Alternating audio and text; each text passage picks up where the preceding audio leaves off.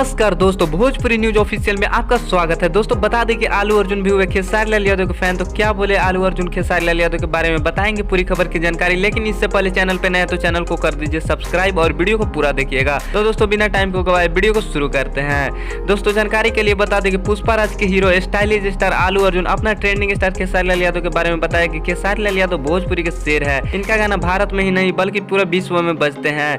खेसारी लाल यादव के जैसा भोजपुरी इंडस्ट्री में कोई हीरो नहीं है, चाहे वो डांस की बात हो या एक्टिंग की बात हो।